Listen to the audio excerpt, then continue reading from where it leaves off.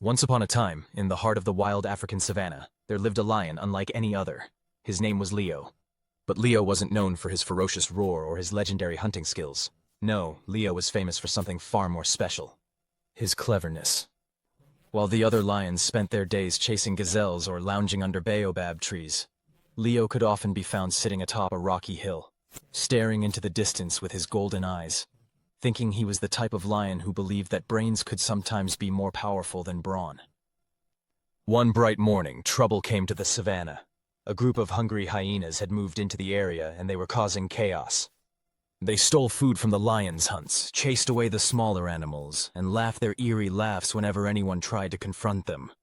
They were bullies, and the whole savanna was suffering because of them.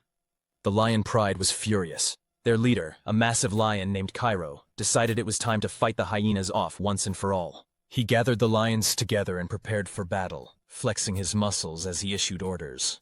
But Leo, standing in the back of the crowd, frowned and tapped his paw thoughtfully.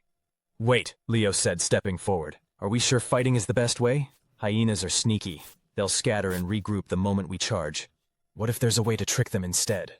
Cairo turned, towering over Leo with a skeptical look. "Trick them? And what clever idea do you have, little Leo? They don't just disappear because you ask nicely." Cairo towered over Leo, his skepticism palpable. Leo grinned, his confidence unwavering. Leo, with a knowing smile, said, "Trust me, I've been watching them. Hyenas might be sneaky, but they're also greedy.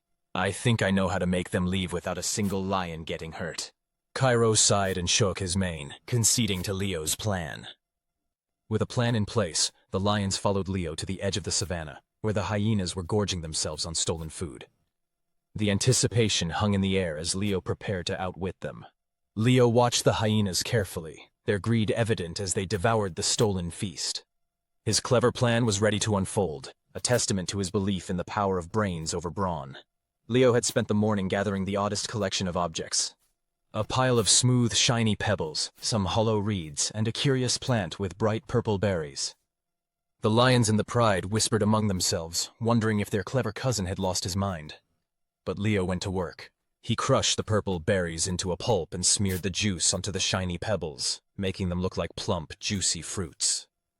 Then he stuffed pieces of the hollow reeds with grass and tied them together with strands of vine, forming what looked like a tempting treat.